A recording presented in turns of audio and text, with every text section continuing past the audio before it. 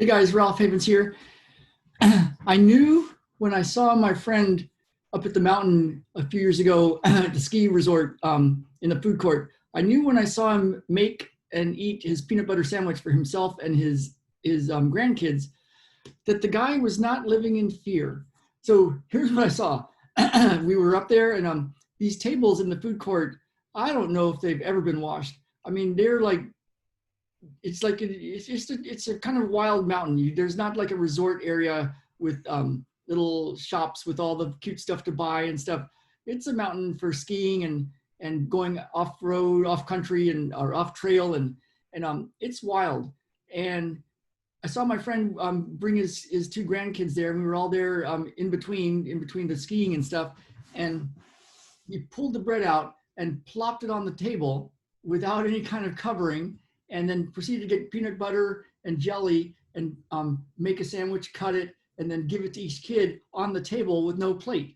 And the table was completely, just there. The table was, there was no, it was not a plate. It was not clean. And they all ate their sandwich.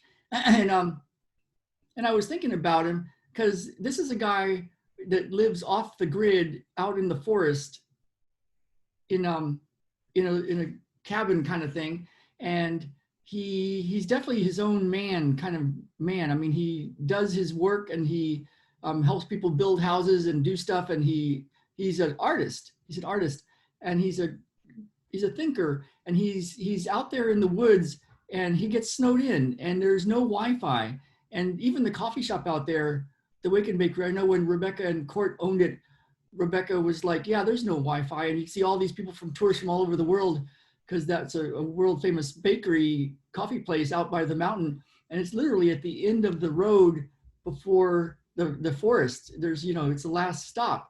And there's one more stop, but it's a little restaurant. But anyway, people ask like, is there Wi-Fi? Is there Wi-Fi? And she said, I didn't come out here to the end of the road by the mountain to have people staring at their screens. And it was so awesome. And people out there, they just don't live in the kind of fear that a lot of people live in. Like, oh no, I don't have Wi-Fi. And oh my God, there's germs that can hurt me. And, there's people all over the place, I guess, that have the fears these days of what's going on with the world and the virus thing and the pandemic and the lockdown. But my friend who I'm talking about, he's just not a guy that lives in that kind of fear. And he's his own man, and he's in his 60s, and he's seen stuff. And so, one of the things that I think holds everybody back is fear. When you come down to it, like these days, a lot of stuff that we do, we're not in that kind of danger. People have jobs like the online entrepreneurs, and they're just touching little keyboards and then hitting send and talking to people on the phone or over a Zoom call and asking people for money to so they can give their product to them and change their life. And yet people can feel so much fear. And I think one of the biggest things that holds everybody back is fear. So one of the things that I feel is the key to living the life you want to live is to be able to recognize when you bump into one of your fears, and then to have a way to go right into it and use that obstacle, use that disaster. I had a friend, I think she was a client actually, that said, we don't want to waste this pandemic. And, there's talk of like Malcolm X, when he used to be a thug, just a guy that didn't do good things. Hell, was a gang leader and everything in Detroit. And then he was sent to prison. And what he did was he used all that time to go to the library and study and study and study and study and go into spiritual work and really transform himself. And he didn't waste that time in prison. He thought it was the most freeing time ever because all the distractions were gone. And these days, there's a lot of stuff that's been taken away. A lot of our freedoms have been taken away. Ability, some kids to go to school the way we want to go to school and go into restaurants, and there's more stuff saying you can't do this and you can't do that, and we're going to keep you safe. And it's like, it's so much fear, and the idea like, well, this big entity is going to keep us from fear, from danger. We're going to keep us safe. But there's a way to use the fears, even the fears of what's happening in the world,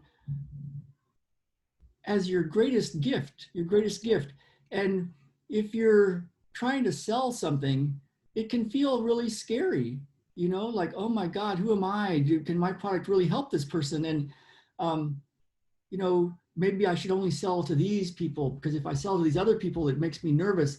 It's like those fears, they're showing you something, and they're showing you right where the stuff is that's in you, the inner game stuff, the stuff that's in us, that once we can have a way to clear that, it can flow.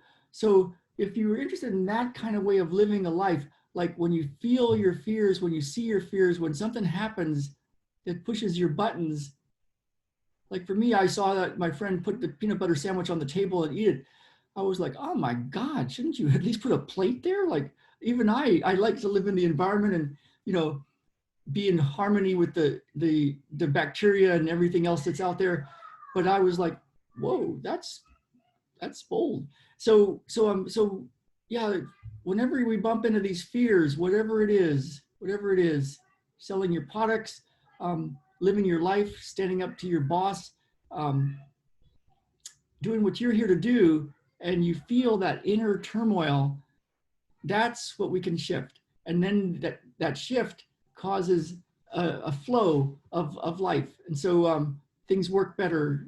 You're able to do your work easier. You can reach the more people. So if that's interesting to you, go to ralphhavens.com/crush imposter syndrome, because I have a whole video training for you of the best way to clear this stuff.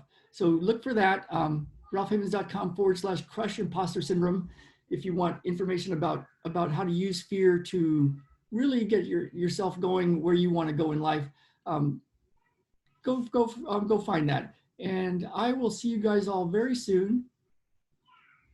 And let's get out there and live. Let's really live. Heal yourself and heal the world. I think this is live. Yep, I think this is good, and I think it's public this time. All right, you guys, I will see you all tomorrow.